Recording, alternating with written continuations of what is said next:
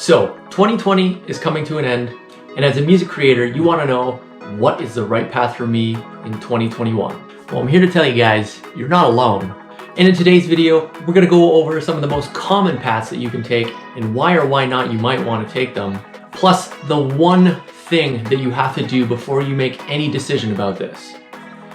So as a music creator, it doesn't take long for you to surf around and find people that are killing it on BeatStars, people that are killing it on YouTube, people that are killing it in the sync industry. So then you start to wonder what's the right path for yourself. And over the past couple of years, I've dabbled in a few of them in order for me to find out which is the best for me, which I enjoy doing the most, and which I can see myself getting the most success out of. So if you're somebody with a big personality, you might want to consider YouTube. YouTube still is obviously the second biggest search engine in the world, next to Google, which owns it. And there are countless online music creators that earn a living off of this. Personally, I really like it. It's something that's fun, and it doesn't pigeonhole you into one genre necessarily. But if you're somebody that doesn't see yourself getting comfortable in front of the camera, I wouldn't recommend this for you. But on the flip side, maybe you're somebody that's really focused on making hip hop beats or instrumental beats to sell to artists, then as oversaturated as it seems, the online beat selling market is still a very, very viable choice. But the only thing that you really have to consider is that it's going to be time consuming, or it's going to cost you a lot in ads. Now that the barrier to entry is so much lower with music production, it's very hard to get your stuff heard. So you're either going to have to go really, really hardcore in the guerrilla marketing,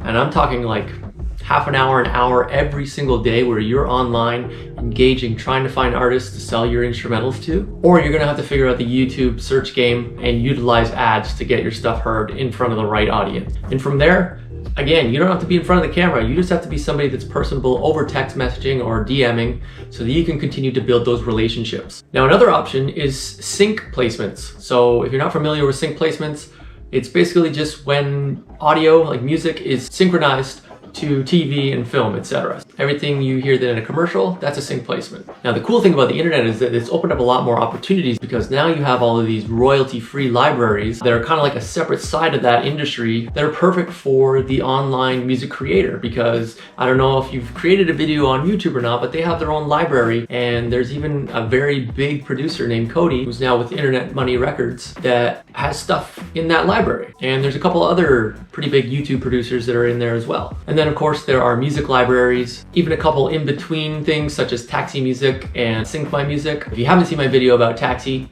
go ahead and click the card up here and check it out, or over here, there it is. So, but this choice definitely takes a long time to really gain an earning off of it. So you gotta be in it for the long haul, which is true for most of these paths. And of course, you do have the option of also building yourself as an artist. Again, this is gonna take a lot of paid advertisement, or it's gonna take a lot of guerrilla marketing, or who knows, maybe you're gonna strike gold and get on a Spotify editorial playlist. But the game with Spotify is really like pay to play right now. If you wanna get in on the big playlists, you gotta pay to get on them. But from there, you can nurture your fan base, hopefully bring them over to another platform such as Instagram, TikTok maybe, and then just continue to build your listener base from there. So there's obviously a ton more detail to go into each one of these paths, but my point that I want to get across in this video is that the first thing that you need to focus on is your product. Yeah, I know people don't want to hear it, but when you're an online presence like this, music is your product. So what I mean is that you have to get good at making music first and foremost. I don't want to watch a YouTube creator who's not good at making music. What am I learning from that? I don't want to pay for instrumentals from somebody who's not good at making music. I don't want to support somebody by streaming bad music on Spotify. And bad music is not going to go anywhere in the sync licensing industry either. It's not going to get signed. The point is that you can get overwhelmed with the decisions and concerned about like, what path am I taking? How long am I spending on this? What's the best one for me? And jump from one to the other. Personally, I did that quite a few times, but before you even really focus on the one, and I'm not saying don't start any of them right now, it's just focus on your craft. Make good music first, and that is going to enhance your chances of success by tenfold. So there is the argument that people will say that you need to focus on one platform, but I really think that if your music is good and you have the time to either yourself do all of this stuff or bring out somebody else on board to help you do that, Fiverr.com is a great way to get somebody to do that for you. All of these platforms can work synergistically together, but weed out the ones that you don't feel that you're right for, right? If you're not good on camera, like I said, don't do YouTube. You could even do live streaming right now. There are a lot of producers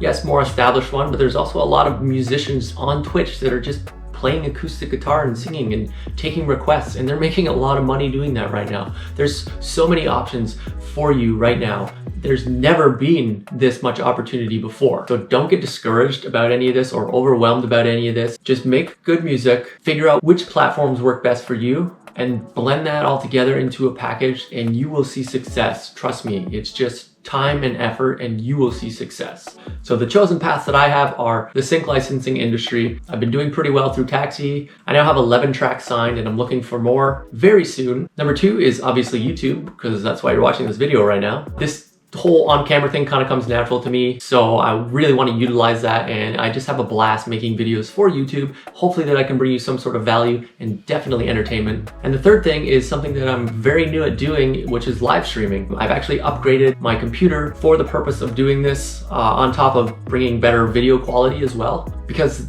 the act of creating music live with other people, whether they're physically in front of you or just knowing that they're in a room online watching you, there's just something special about that. There always will be for me. It kind of gives me a little bit of nostalgia, bringing me back to the old days, playing in the bands and just sitting around and creating music together and just being in wonder about that moment where did this come from? It just was in my head, and then my fingers played this thing, and now it's an awesome piece of music. So outside of YouTube, I'm gonna leave all the links below for you to check me out on Twitch and on Instagram. And if you have any more questions about what might be the right choice for you, drop them in the comments and let's have a discussion about this. So that's it for today's video, guys. Thank you for watching as always, and I wish you all the best luck in 2021 with your musical journey.